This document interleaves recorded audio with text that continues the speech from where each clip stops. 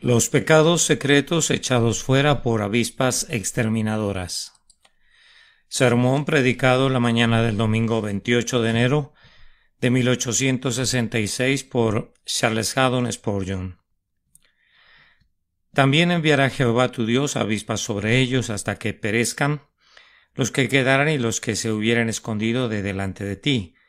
Deuteronomio 7:20. Podemos ver la historia de la conquista de Canaán llevada a cabo por los hijos de Israel desde un punto de vista espiritual. La tierra de Canaán le fue dada a Abraham y a su simiente en un pacto de sal. Nuestro cuerpo, alma y espíritu son entregados a Cristo Jesús como su porción y su herencia, y el principio recién nacido en nosotros, representado por la simiente de Israel, ha de conquistar la totalidad de nuestro ser para Cristo, para que Él la posea incluyendo todos sus poderes y pasiones, todas sus partes y facultades. Cuando nuestro Señor Jesucristo murió, no solo murió por nuestras almas, sino también por nuestros cuerpos, y no compró un derecho sobre una parte de nosotros, sino sobre el hombre entero. Él contempló en su pasión nuestra completa santificación, espíritu, alma y cuerpo, para que en este triple reino Él reine supremamente sin ningún rival. La tarea de la naturaleza recién nacida que Dios ha dado al hombre regenerado es hacer valer los derechos del Señor Jesucristo. Alma mía, en tanto que eres hija de Dios, has de vencer a todo el resto que permanece todavía en ti sin la bendición. Has de sojuzgar todos tus poderes y pasiones bajo el cetro de plata del reino de gracia de Jesús, y no debes estar satisfecha nunca hasta que quien es el rey por haberla comprado se convierta también en el rey por la insigne coronación y reine supremo en ti.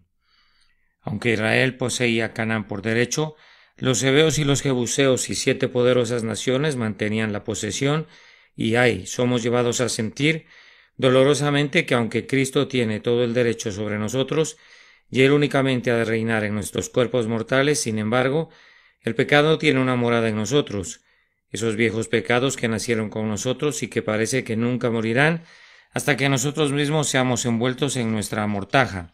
Han entrado en nosotros y morarán en nosotros. Yo podría decir acerca de nuestra naturaleza lo que se dijo en Egipto durante la plaga de las ranas. He aquí, estas inmundas criaturas han llegado a nuestros aposentos y a nuestras artesas. No hay ninguna parte de nuestro corazón que sea demasiado ardiente o demasiado sagrado para que el pecado no se entrometa allí. Toda la cabeza está enferma y todo el corazón está apocado, desde la planta del pie hasta la cabeza. Naturalmente no hay nada sino heridas y raspones y llagas putrefactas. El pecado se ha trincherado en nuestra naturaleza y no permitirá ser echado fuera por nuestra simple plática sobre él ni por nuestras mejores resoluciones. Nuestros pecados tienen carros de hierro. Como bien sabemos, los que tenemos que contender contra ellos, y sus ciudades tienen murallas que llegan hasta el cielo. Su sistema de trincheras es muy sólido. Nuestros pecados se han afianzado de tal manera en nuestra carne que clama no los maten. Ciertamente ya pasó la amargura de la muerte, dijo Agag, cuando se presentó alegremente delante de Samuel. Y así nuestros pecados vienen tan alegremente ante nosotros y asumen formas tan agradables y son tan simpáticos que algo nos susurra: déjalos que vivan. Es difícil eliminarlos, es muy difícil cortarlos y no dejar ni una raíz ni una rama, pues mantienen la posesión, y la nueva naturaleza es tan solo un bebé. Pero la vieja naturaleza es el viejo hombre, y es una lucha muy desigual entre un bebé y un hombre viejo. La nueva naturaleza acaba de emerger a una atmósfera que no es propicia para ella, en tanto que la vieja naturaleza tiene todo lo que necesita como ayuda: el diablo desde abajo, el mundo desde afuera, e incluso los cuidados de los negocios y de la vida. Todos parecen actuar como aliados de la vieja naturaleza. Mientras tanto, la nueva naturaleza tiene que luchar sola, excepto que el Espíritu Eterno es nuestro ayudador, y aquel que es el Padre de nuestra nueva naturaleza es también su apoyo y su socorro. De lo contrario, habría muerto desde hace tiempo, y habría sido eliminada por las huestes de sus enemigos. Cristo y la santidad tienen un derecho sobre nosotros, pero el pecado mantiene la posesión. Entonces, ¿qué pasa, amados? Pues sucede esto: Ya que el pecado no tiene derecho alguno sobre ninguna parte de nosotros, emprendemos una guerra buena y legal cuando buscamos, en el nombre de Dios, echarlo fuera. Oh cuerpo mío, tú eres un miembro de Cristo. ¿Acaso he de tomarte y sujetarte al príncipe de las tinieblas? Oh alma mía, Cristo sufrió por mis pecados y te redimió con su sangre, sumamente preciosa. ¿Acaso he de permitir que tu memoria se convierta en una bodega de maldad, o que tus pasiones se conviertan en tizones de la iniquidad? ¿He de entregar mi juicio para que sea pervertido por el error, o mi voluntad para que sea conducida con los grilletes de la iniquidad? No, alma mía. Tú le perteneces a Cristo y el pecado no tiene ningún derecho sobre ti. El pecado no tendrá dominio sobre nosotros, pues no estamos bajo la ley, sino bajo la gracia. Cristo nos ha comprado y pagó por nosotros. Dios nos ha heredado para que seamos de Cristo. Le pertenecemos, nosotros somos su porción y su recompensa. Entonces, el pecado no tiene ningún derecho legal, pero tiene la posesión, y ustedes saben que eso equivale a 9 puntos de la ley. Pero vamos a disputar los 9 puntos. Vamos a presentar el punto más importante, que Dios, el juez de todo, ha decidido que los comprados con sangre le pertenecen a Cristo y lucharemos incluso hasta la muerte en contra de esos pecados. Si leemos este capítulo en un sentido espiritual, se nos instruye que no hemos de tolerar de ninguna manera ningún tipo o suerte de tregua con el pecado. Yo creo que muchos creyentes, espero que sean creyentes, han renunciado a combatir una parte de sus pecados. No son borrachos, no son rateros, no son dados a la inmundicia de vida o de lenguaje, pero tal vez el suyo sea un temperamento irascible y no tratan de dominarlo. Piensan que eso es constitucional y suplican por esa condición como si debieran dejarla tranquila. Esta tribu especial, estos jebusitas han de ser perdonados, pero según su palabrería pecaminosa. Pero, oh amados, como cristiano no tengo más derecho a permitir que el mal carácter more en mí, del derecho que tengo de permitir que el propio demonio more allí. Yo sé que se ha dicho muy a menudo que la gracia es injertada frecuentemente en una rama de manzano silvestre. Así es, pero la labranza espiritual, el injerto, tendrá una influencia sobre todo lo que esté debajo de él, así como sobre todo lo que esté encima. ¿Cuál es su fruto? ¿Es un manzano silvestre? El fruto no viene del manzano silvestre, sino de la naturaleza superior, y aunque yo sea injertado en un manzano silvestre, mi fruto debe participar de la nueva naturaleza y debo producir un dulce fruto. Algunas personas piensan, o tal vez no lo sepan, que son atormentados naturalmente por el orgullo, que tienen naturalmente un espíritu altivo o un temperamento arrogante, y cuando se les informa de eso se vuelven ásperos para con cualquier persona que se atreva a mencionarlo y piensan que eso no es pecado. Pero, oh amados, en un cristiano la soberbia es uno de los vicios más abominables. ¿Qué podría haber en ustedes y en mí de lo que debiéramos estar orgullosos? Si debemos todo lo que tenemos al don de Dios, si no tenemos nada excepto lo que Él nos da, y si retornaríamos a nuestra propia pobreza, a menos que Dios nos guarde, ¿cómo nos atrevemos a alzar nuestras cabezas? Dios hirió a Nabucodonosor, y le hizo ir y comer hierba como el buey, y sus cabellos crecieron como plumas de águila, y sus uñas semejaban garras de aves de rapiña, todo por causa de su orgullo, y a algunos de los amados hijos de Dios se les ha permitido tener terribles caídas por ello, y todo debido a que fueron levantados a lo alto y dijeron, no seré movido jamás, mi monte está firme. Hemos de cuidarnos de estos pecados y no hacer una tregua ni conferenciar con ellos. No he de decir de ningún pecado, no puedo evitarlo, por tanto no voy a contender con él. Amados, hay que derrotar a los pecados, hay que combatirlos. En el nombre de Dios hemos de destruirlos, pues de lo contrario ellos nos destruirán. Podría decir de nuestros pecados lo que un oficial escocés les dijo a sus soldados cuando fue sorprendido en una posición desventajosa. Dijo él, mis muchachos, allá está el enemigo, mátenlos o ellos los matarán a ustedes, y yo he de decir lo mismo de todos los pecados, allá están, destrúyalos o ellos los destruirán a ustedes. La única forma de entrar a la vida eterna es siendo más que vencedores por medio de Él, que nos ha amado. Ustedes saben que está escrito, al que venciere daré a comer del maná escondido, pero solo a los que vencieren. No seas vencido de lo malo, sino vence con el bien el mal. Y así como no hemos de excusar algunos pecados ni permitirles que vivan, así también sobre todo no hemos de caer en un estado de desaliento y no hemos de suponer que nunca echaremos fuera a los pecados. No creo que seremos perfectos jamás en esta vida, Pero cuán cerca de la perfección puede llegar un cristiano es un asunto que no me gustaría discutir con palabras, sino que preferiría esforzarme por descubrirlo en la práctica. Cuán semejante a Cristo puede ser un creyente, no me aventuraría a afirmarlo, pero ciertamente ha habido algunos hombres de quienes podríamos decir sin exageración que podríamos tomarlos como un ejemplo, pues su Señor parecía vivir de nuevo en ellos. No hay necesidad de que tengan que ceder siempre el paso al orgullo, o a la pereza, o a la avaricia, o a cualquier otra forma de pecado. Ustedes son capaces de vencerlos, no con su propia fuerza, pues los débiles de ellos serían demasiado fuertes para ustedes, pero pueden vencerlos por medio de la sangre del Cordero. Esta es la victoria que ha vencido al mundo, nuestra fe, y nuestra fe será capaz de dominar a estos pecados, así como la fe de antaño hizo huir a los ejércitos de los extranjeros, puede hacer lo mismo en este día. Entonces, queridos amigos, no pregunten cómo los pondré a exterminar, pues son más grandes y más fuertes que yo. Han de acudir al fuerte para obtener fuerza y confiar humildemente en Dios. Y Él, el poderoso Dios de Jacob, vendrá seguramente en su rescate y cantarán victoria por medio de su gracia. Hay una palabra de aliento dada en el capítulo para aquellos que tienen una propensión a dudar de ese asunto. A Israel se le recordó que Dios lo había sacado de Egipto, lo liberó de la casa de servidumbre, y a ustedes se les recuerda, queridos amigos, que son salvos. Cristo ya ha hecho una obra mayor por ustedes que la que todavía queda por ser completada. Llevar el peso de sus pecados y romper el yugo de hierro de la servidumbre espiritual que estaba en sus cuellos requirió la muerte de Cristo, pero habiendo sido ya hecho eso, comparativamente es solo una ligera labor de liberarlos del pecado que mora todavía en ustedes. El trabajo más importante ya ha sido hecho. Jehová se hizo hombre, vivió en la tierra. Dios, el Verbo, se hizo carne y habitó entre nosotros, y a su debido tiempo se humilló en su obediencia incluso hasta la muerte y muerte de cruz. Todos los pecados de ustedes han sido destruidos por Cristo, y no hay condenación que deban temer, puesto que Cristo murió.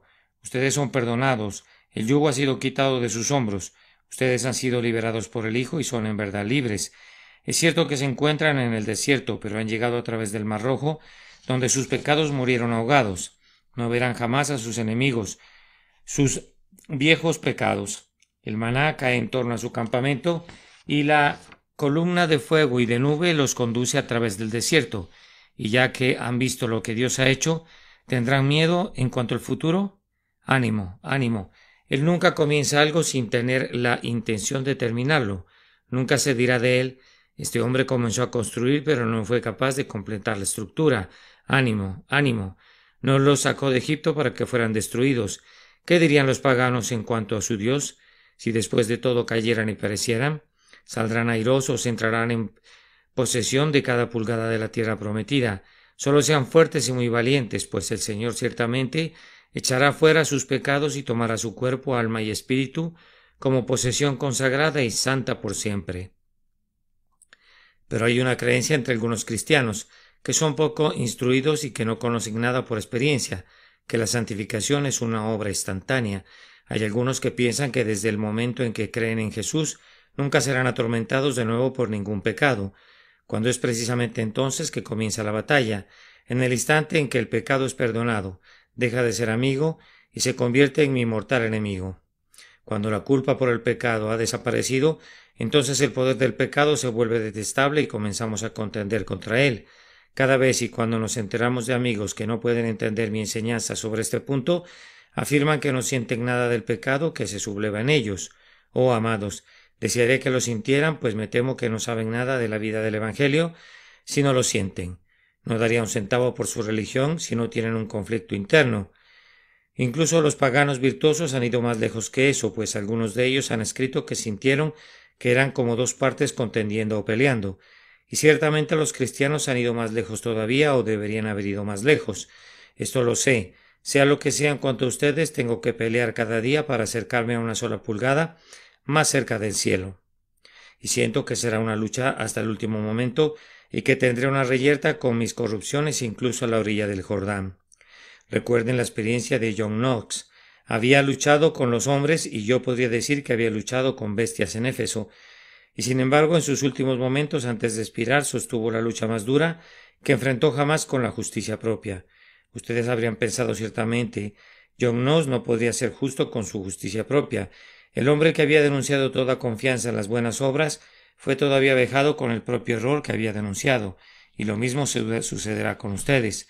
No importa cuán cerca vivan de Dios o cuán estrechamente sigan a Cristo.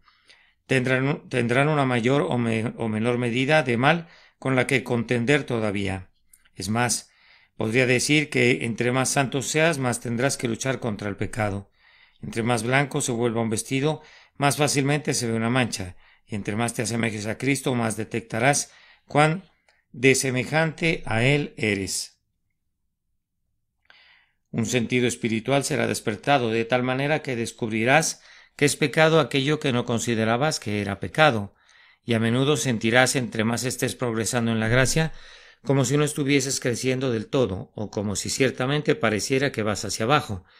Cuando pienso que soy más malvado, soy más santo, y cuando lamento mi propia pecaminosidad, entonces soy más propenso a ser aceptado por Dios. Es mejor tener una baja opinión de uno mismo, pero ya sea que sí o que no, puedes tener esto por cierto: has de echar fuera tus pecados de poquito en poquito. No serán echados fuera de inmediato. Será la labor de toda una vida y nunca tendrás que quitarte tu armadura ni envainar tu espada hasta que llegues al lecho del guerrero y descanses en la tumba. Ahora deseo llamar su atención especialmente al versículo que estamos considerando. Vemos que después de un largo conflicto con Canaán, algunos de sus antiguos habitantes existían todavía. Se ocultaban en cuevas y en otros lugares, pero debían ser sacados por un arma muy singular, es decir, por avispas. Estas avispas debían encontrarlos y sacarlos. Tal vez debían picarlos y matarlos, o si no, debían hacerlos salir para que fueran eliminados por los hijos de Israel. Tres cosas han de ser advertidas entonces esta mañana. La primera es pecados que son dejados y guardados en nosotros, incluso en nosotros que durante muchos años hemos sido seguidores de Cristo. En segundo lugar, un medio muy singular de destruirlos, y luego, en tercer lugar, una lección sugerente para todos nosotros, que nos enseña a examinar nuestros propios corazones para descubrir estos pecados secretos. Y primero, queridos amigos, veremos los pecados que permanecen y quedan escondidos. John Bunyan muy sabiamente describe la ciudad de Alma Humana después de que fue tomada por príncipe Emmanuel. El príncipe cabalgó al castillo llamado Corazón y tomó posesión de él, y la ciudad entera fue suya, pero había ciertos diabolonianos, seguidores de Diablo, que nunca abandonaron la ciudad. No podían ser vistos en las calles, no podían ser oídos en los mercados, no se atrevían nunca a ocupar ninguna casa, pero andaban espiando en ciertas viejas guaridas y cuevas. Algunos de ellos se volvieron lo suficientemente impudentes para ofrecerse como siervos a los hombres de Alma Humana, bajo otros nombres. Estaba el señor Codicia, que era llamado el señor Prudencia Económica, y estaba el señor Lujuria, que era llamado el señor Júbilo Inofensivo. Adoptaban otros nombres y vivían todavía allí, para suma molestia de la ciudad de Alma Humana, andando escondidas en hoyos y en rincones y solo saliendo en los días oscuros, pues cuando podían hacer la maldad y servir al príncipe negro, ahora en todos nosotros, por vigilantes que seamos, aunque pongamos al señor buen fisgón a escuchar la puerta y vigile, y mi señor alcalde, el señor entendimiento, sean muy cuidadosos para buscarlos a todos ellos.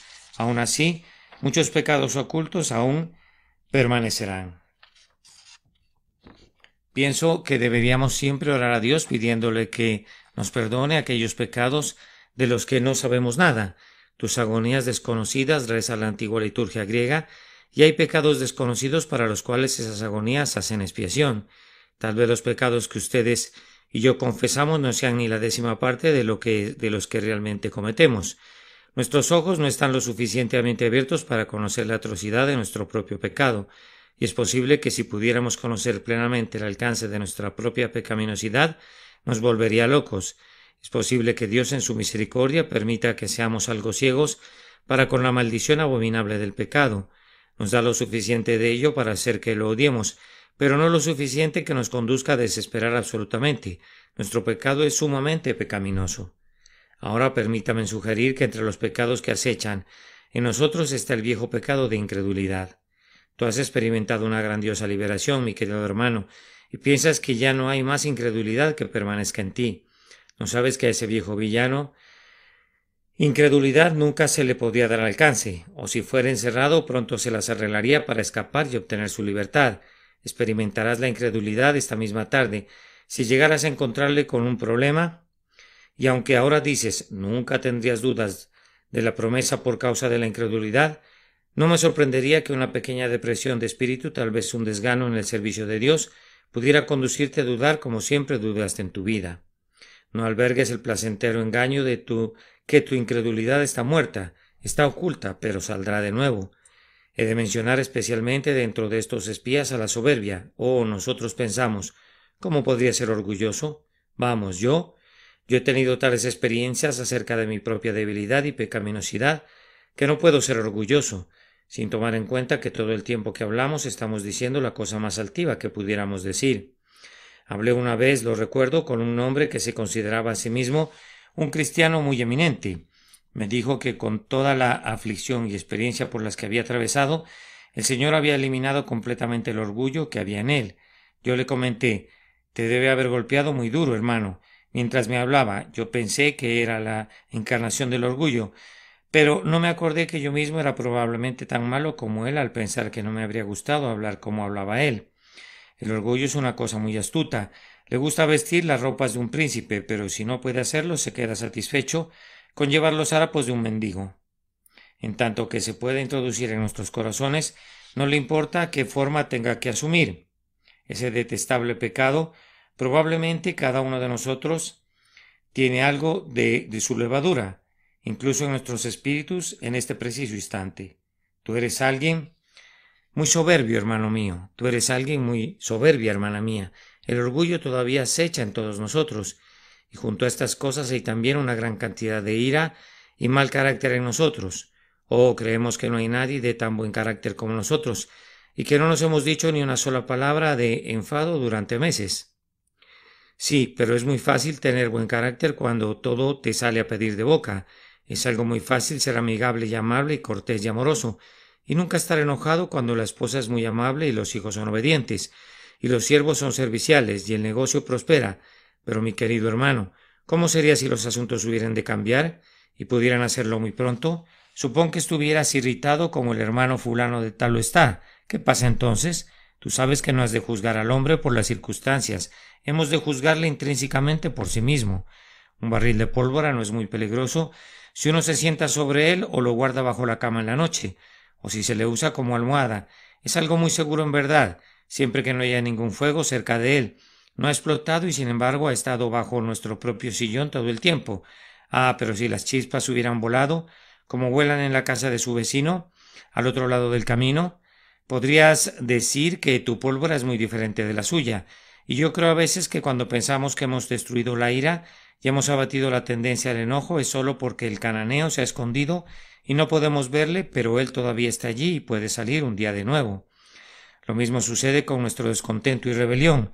No me doy cuenta de que estoy descontento. Varios de ustedes pueden decir lo mismo. Se sienten felices esta mañana y llenos de gratitud y agradecidos.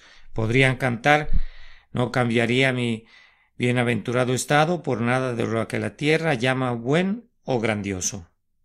Sí, pero no debes estar demasiado seguro de que no ha quedado ningún descontento en tu corazón. Ahora supón, y esa suposición es tan fácil de hacerse, supón que uno de tus seres más queridos se enfermara y muriera. Puedes bendecir a un Dios dador, pero ¿podrías bendecir a un Dios que quita? Supón que tus riquezas desarrollaran alas y cada una de ellas volara lejos. ¿Podría todavía alabar al Dios que es tan bueno cuando quita como cuando da? Hermanos, no sabemos de qué espíritu somos. Cuando nos figuramos que podemos correr con la caballería, sería bueno recordar que no siempre hemos sido capaces de correr con la infantería, y cuando nos imaginamos que tal y tal amigo se comportó mal en la honda aflicción, sería bueno que nos recordáramos a nosotros mismos con frecuencia para que no nos quejemos, pues el descontento podría ser uno de los pecados que acechan a nuestra alma. Además, la idolatría es un pecado que a menudo es encontrado allí. Tú no sabes que que idolatras a tu hijo, y nunca lo sabrás hasta que ese niño muera, y entonces lo descubrirás. Tú no sabes que idolatras a tus riquezas, pero si desaparecieran y tuvieras que renunciar a ellas y estuvieras listo a decir, como la esposa de Job: maldice a Dios y muérete, descubrirías entonces que era tu becerro de oro. La idolatría ha sido el pecado de todas las edades y de todos los tiempos. Estos amados hijos de Dios, cuyos corazones deberían contar de Jehová y solo de Jehová, tienen la necesidad de vigilar cuidadosamente para evitar que al mismo tiempo se entreguen a la confianza propia, que es solo otra forma de idolatría. la adoración de nosotros mismos en vez de la adoración a Dios.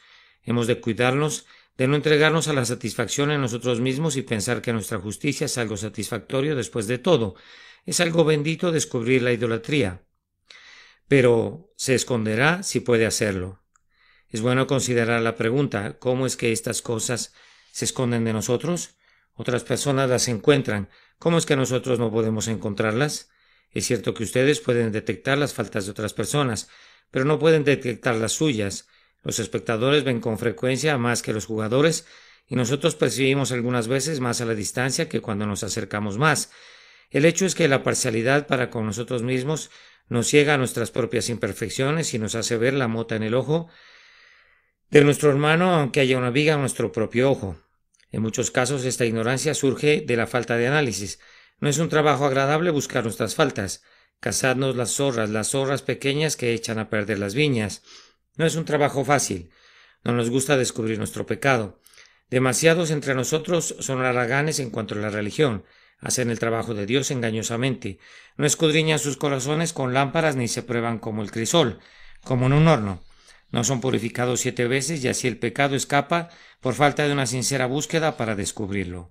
Además, el pecado es tan sutil que cambia su forma. Si Satanás no puede dispararnos desde arriba, lo hará desde un costado. Si no puede atacarnos en la cabeza, buscará hacernos caer metiéndonos una zancadilla. Pecados de todas las formas y estilos y tonalidades nos abruman, y la gran probabilidad es que al tratar de eliminar un pecado caeremos en otro. A menudo al intentar alcanzar una virtud hemos tirado por encima del blanco y nos hemos ido a un vicio. Hemos querido honrar a Dios y humillarnos, pero entonces nos hemos vuelto ruines en espíritu. Queríamos ser nobles y valerosos, pero entonces nos hemos vuelto intimidantes. Queríamos ser amorosos, pero nos hicimos falsamente caritativos tolerando el pecado. Queríamos ser severos contra el pecado, pero nos hemos vuelto amargos contra los amigos que han caído en él. Confundimos el camino angosto y rompemos la valla, ya sea a la derecha o a la izquierda. Es la sutileza del pecado la que se hace difícil que lo descubramos. Además, amados, hemos caído en el mal hábito de compararnos y contrastarnos con otros. Constantemente estamos entregados a la suposición: oh, bien, yo soy mejor que algunos. Miramos a nuestros compañeros cristianos y vemos sus inconsistencias y decimos: bien, yo no hago eso. Me temo que aquella oración farisaica es muy común incluso entre los cristianos. Dios, te doy gracias porque no soy como los otros hombres. El propio predicador, aunque pudiera predicarles a humildad, o más bien la humildad, algunas veces se pone a compararse con otros predicadores y sus oyentes. Él no lo duda, hacen lo mismo. O tú piensas: yo soy más rápido en la obra de Dios, más denodado que algunos cristianos. Yo quisiera que despertaran también. Pero mientras estamos censurándolos, estamos realmente poniendo una unción aduladora en nuestras propias almas, al suponer que somos muchos mejores y que hemos eliminado muchos de nuestros propios pecados. Oh, amados, cuídense de estarse comparando con otros, pues esto no es sabio. Acudan a Cristo y mírenle, y entonces sus faltas serán aparentes. Contemplen su perfección, y a la luz de eso sus propias debilidades pronto serán descubiertas. Pero si ustedes miran la justicia de su hermano, que no es sino un poco mejor que la suya, y tal vez no sea tan buena, serán propensos a enorgullecerse y ser altivos, y así caerán en pecado. Sin embargo, no voy a extenderme sobre este punto. Hay sin duda en todos nosotros cananeos que todavía moran en la tierra, que serán espinas en nuestro costado. Ahora, en segundo lugar, un instrumento singular para su destrucción: también enviará Jehová tu Dios avispas sobre ellos. Estos individuos recurrieron a cuevas y madrugadas. Dios empleó los mejores instrumentos para su destrucción. Yo supongo que estas avispas eran avispas grandes, 2 o 3 veces, tal vez más grandes que una avispa normal, con muy terribles aguijones. No es un caso histórico inusual encontrar distritos que han sido despoblados por insectos que pican. En conexión con el viaje del Dr. Livingstone, no podemos olvidar nunca aquel extraño tipo de huésped que es tal plaga para el ganado en cualquier distrito, que en el momento que apareció tenían que huir o morir por causa de ellos. La avispa debe haber sido una criatura muy terrible, pero no es del todo extraordinario que hubiera avispas capaces de echar fuera una nación. La avispa continuó un instrumento muy simple. No era el sonido de una trompeta, ni siquiera el centelleo de milagros. Era un instrumento simple y natural para hacer salir a estos pueblos de sus guaridas. Es bien sabido que los insectos en algunos países pican a una raza de personas y no a otras. Algunas veces los habitantes de un país no son cuidadosos en absoluto de los mosquitos o criaturas semejantes, mientras que los extranjeros son grandemente vejados por ellos. Dios, por tanto, podría traer avispas que picarían a los hebeos y a los jebusitas, pero no molestarían a los israelitas, y de esta manera los cananeos eran obligados a salir de sus cuevas. Algunos murieron por las picaduras de las avispas, y otros fueron puestos en el camino de las filosas espadas de los hombres de Israel, y así murieron ellos. La analogía espiritual para esto es la aflicción diaria que Dios nos envía a cada uno de nosotros. Yo supongo que todos ustedes tienen sus avispas. Algunos tienen avispas en la familia. Tu hijo podría ser una avispa para ti. Tu esposa, tu esposo, tu hermano, el más querido amigo que tienes puede ser una cruz diaria para ti. Y aunque una cruz inerte es muy pesada, una cruz viva es mucho más pesada. Enterrar a un hijo es un gran dolor, pero que ese niño viva y peque contra ti es 10 veces peor. Podrías tener avispas que te perseguirán hasta tu recámara. Algunos de ustedes saben lo que eso significa, de tal manera que donde deberías encontrar tu reposo y tu más dulce solaz, es allí donde recibes tu picadura más amarga de la aflicción. La avispa viene algunas veces en la forma del negocio. Tú estás perplejo, no puedes prosperar. Una cosa viene detrás de la otra. Parece haber nacido para tener más problemas que otras personas. Te has aventurado hacia la derecha, pero fue un fracaso. Empujaste hacia la izquierda, pero eso fue un derrumbe.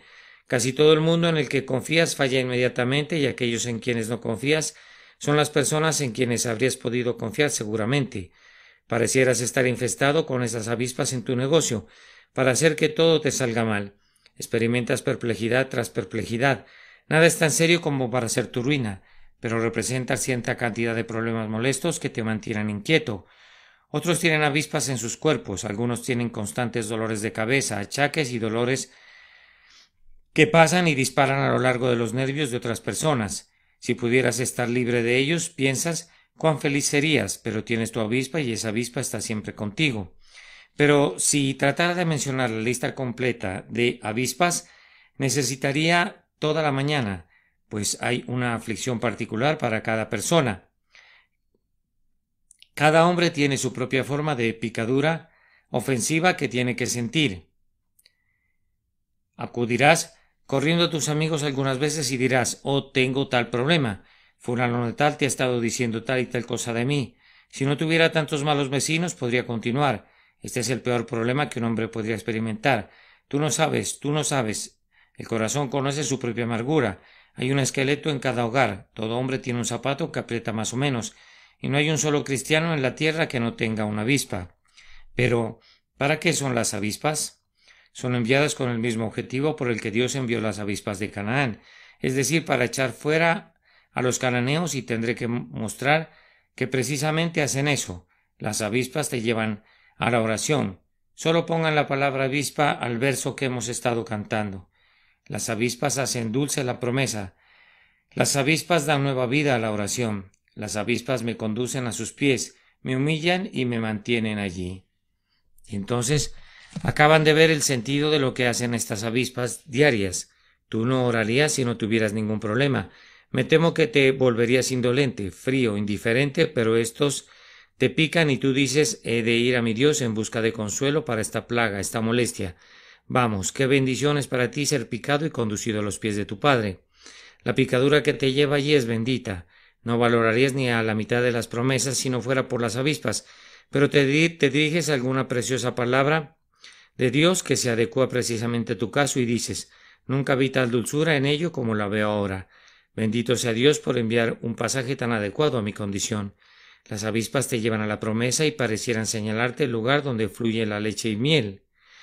Y como tienden a ponerte a sus pies después de que has sido de un temperamento irascible. Después de que has sentido cuán orgulloso debes haber sido, todo debido a que la avispa echó fuera el orgullo, has acudido a Dios y has dicho: «Señor, no pensé que fuera tan insensato, no lo habría creído. Si alguien me hubiera dicho ayer harías tal y tal cosa, yo le habría respondido: ¿es tu siervo un perro para que haga tan grandes cosas? Pero esto me ha turbado tanto, me mordió en una llaga, me irritó al punto que no podía soportarlo, que he hecho lo que no habría hecho por todo el mundo. Eso solo muestra lo que estaba allí antes. Mira, si el pecado no hubiera estado en ti, no habría podido salir. Toda la aflicción del mundo no pone el pecado en el cristiano, pero lo saca.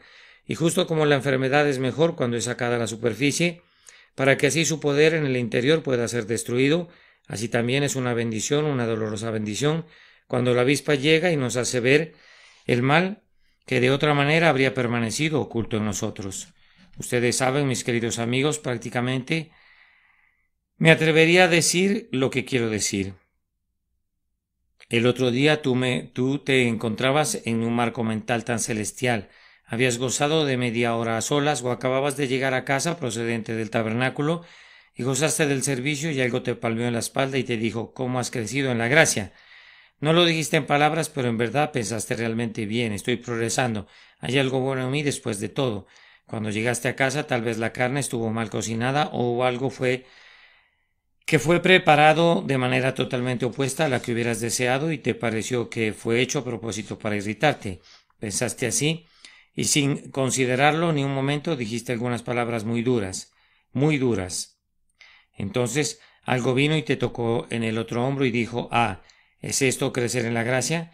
Y te sentiste muy humillado, te sentiste rebajado muchos grados en la escala, y cuando subiste a tu alcoba, si hubieras subido allí sin esa avispa, tu oración habría sido la oración de un fariseo, pero según sucedió cuando llegaste a la alcoba, todo lo que podrías decir era Dios se propició a mí, pecador. La avispa te había hecho un mundo de bien. Pudo haber sacado un poco de mal carácter, pero a pesar de eso sacó tu orgullo y tu arrogancia. Los problemas diarios que enfrentamos tienen el propósito de conducirnos a Dios, de conducirnos a la promesa y también de mostrarnos dónde están nuestros puntos débiles, para que podamos contender con todo nuestro poder contra ellos. Yo creo, mis queridos amigos, que los seres de corazón más duro, los más corrugados y los cristianos más desagradables de todo el mundo son aquellos que nunca han experimentado mayores problemas, y aquellos que son más sensibles, amorosos y semejantes a Cristo son generalmente aquellos que han tenido las mayores aflicciones. La peor cosa que pudiera ocurrirnos a cualquiera de nosotros es que nuestra senda sea nivelada demasiado y una de las mayores bendiciones que el Señor nos dio jamás fue una cruz. Nunca habría sido capaz de ver, dijo alguien, si no hubiera estado ciego, y otro dijo, nunca habría podido correr la carrera puesta delante de mí si no me hubiera roto la pierna. Nuestras debilidades son canales de bendición, nuestras dificultades, pruebas y perplejidades son los más dulces y benditos instrumentos de gracia para nuestras almas. Pienso que debemos estar muy agradecidos con Dios por la avispa. Uno dice, yo no lo estoy. Es verdad que ninguna disciplina al presente parece ser causa de gozo, sino de tristeza, pero después da fruto apacible de justicia. Cuando tienes una mente sana, mi querido hermano, y Dios el Espíritu Santo te enseña realmente a ser sabio, irás y agradecerás a Dios por las avispas. Señor, yo te bendigo porque no me has dejado sin disciplina. Te alabo por los cuidados y los problemas que son tan desagradables para mi carne, por los cuales esa carne es mortificada. Yo te doy gracias, Padre. Nunca oyes a un hijo decir eso, pero si fuera un hijo sabio lo diría. Yo te doy gracias, Padre mío, por la vara. Yo te doy gracias, oh mi Dios, porque no me has permitido que haga mi voluntad. Has ensombrecido mis panoramas, has frustrado mis esperanzas, has echado a perder mis planes, has derrumbado mis expectativas y me has quitado mis gozos. Te doy gracias, oh tú grandioso liberador, por haber quebrantado las barras de oro de mi jaula para dar libertad a mi espíritu y por haber roto las ataduras de mi cautividad que me ligaban a la tierra, para que me pueda remontar a lo alto hasta ti. Siempre que estés cantando las alabanzas de Dios, di, Él nos envió avispas porque su misericordia es eterna, sea bendito eternamente. Hay un punto que quiero que adviertan en el texto. Sería una culpa de mi parte pasarlo por alto sin ninguna observación, y es que se nos dice expresamente que las avispas vinieron de Dios. Él las envió. Enviará Jehová tu Dios avispas sobre ellos. Tal vez esto te ayudará a soportar sus picaduras otra vez. Dios pesa tus pesares en balanzas y mide tus aflicciones, cada dracma y cada escrúpulo de ellas, y como provienen directamente de la mano de un Padre amante, acéptelas con alegría agradecida y pide en oración que el resultado que la sabiduría divina ha ordenado que fluya de ellas pueda redundar abundantemente en tu santificación, en ser hecho a semejanza de Cristo. Y ahora debo concluir observando aquí mismo que tenemos una lección muy sugerente para nosotros mismos, una lección que ya hemos anticipado. Pero, ¿qué hemos de repetir? Es esta. ¿Cuál es mi particular pecado acosante? ¿He sido cuidadoso en mi autoexamen? ¿He emitido una constante orden de cateo contra las formas sutiles del mal? Si no lo he hecho, he de esperar tener a la avispa. Dios nunca castiga penalmente a sus hijos por el pecado, pero los disciplina paternalmente por ese pecado. A menudo puedes descubrir cuál es tu pecado por el castigo. Puedes ver el rostro del pecado en el castigo. El uno es muy semejante al otro. Querido amigo, ¿cuál es tu particular aflicción hoy? ¿Qué avispa te pica? Acude a Dios con la petición de Job. Hazme entender por qué contiendes conmigo, pues si las consolaciones de Dios son poca cosa contigo es debido a que hay algún pecado secreto en ti. Mira la aflicción que experimentas hoy y ve si no puedes descubrir el pecado. Un hijo desobediente, es posible que tu padre también estés viviendo en un acto de desobediencia hacia tu Padre Celestial. ¿Es algún sirviente el que te fastidia? ¿Es posible que tú también seas un mal siervo del rey, ocioso e indiferente a su mandato? ¿Se trata de una pérdida en los negocios? ¿No sería posible que no estés atendiendo el negocio de Dios y por tanto su iglesia es la perdedora y por tanto Él te hace un perdedor en tu propio negocio? ¿Se trata de una enfermedad en la carne? ¿No podría haber alguna enfermedad espiritual allí que es necesario mantener a raya y someter? ¿Te ha tratado altivamente alguien más? ¿No podrías ser altivo tú también? ¿Te ha calumniado alguien y te dueles por esa calumnia? ¿Nunca has hablado en contra de los hijos de Dios? ¿No podrías tener una lengua que tiene comezón? Y Dios te está haciendo sentir el escozor de eso para que te preocupes acerca de cómo quitas el freno de esa lengua ingobernable. ¿Has subvalorado a alguien tu labor? ¿Ya ha hablado despreciativamente de tus motivos? ¿No podrías haber tenido tú también pensamientos severos en relación a algunos de tus hermanos en las labores cristianas? ¿Te sientes precisamente ahora bajo una gran depresión de espíritu? ¿No es posible que hayas descuidado entrar en comunión con Cristo en sufrimiento y por tanto Él te está sujetando y llevándote a esa comunión por una fuerza mayor? No sé lo que suceda contigo, amado, pero esto sé, que no he escudriñado mi propia alma como desearía hacerlo en el futuro. Yo desearía descubrir todo lo que está dentro de mí que sea malo, para que pueda ser arrastrado y eliminado de inmediato. Es un trabajo muy duro, es un trabajo que no podría ser hecho si no fuera por esa preciosa seguridad de que Dios está con nosotros. Dios, el poderoso Dios de Jacob, quiere que seamos su pueblo. Él ha preparado un cielo para un pueblo perfecto, y Él nos hará perfectos para no perdernos a nosotros ni el lugar que nos ha preparado. Él ha jurado por sí mismo que nunca te dejará. Él echará fuera con una mano poderosa y un brazo extendido tus lascivias y corrupciones hasta que seas perfecto como tu Padre en el cielo es perfecto. Vengan, entonces ustedes, hombres de guerra, tomen sus arneses y pónganse su armadura, y vigoricen sus almas para el combate. Aún habéis resistido hasta la sangre, combatiendo contra el pecado. Considerad a aquel que sufrió tal contradicción de pecadores contra sí mismo, para que vuestro ánimo no se canse hasta desmayar. Y ahora, a partir de este momento y para siempre, pelead la buena batalla por la corona incorruptible de gloria. He estado hablando a personas salvas y solo a personas salvas, pero ustedes que no han sido salvados tendrían también las avispas, solo que esas avispas no serán de utilidad para ustedes, les picarán y los apartarán de Dios, y en vez de acercarlos a Él, sus pruebas solo los harán sentir antipatía y odiar más al Altísimo. Oh, que esta gracia los visitara y cambiara su corazón, y entonces tal vez sus pruebas podrían ser santificadas para llevarlos ante el rostro de su Padre. Que así sea, y suya será la gloria eternamente. Amén. Los pecados secretos echados fuera por avispas exterminadoras. Sermón predicado la mañana del domingo 28 de enero de 1866 por el reverendo Charles Haddon Spurgeon. También enviará Jehová tu Dios avispas sobre ellos, hasta que perezcan los que quedaren y los que se hubieran escondido de delante de ti. Deuteronomio capítulo 7 y versículo 20.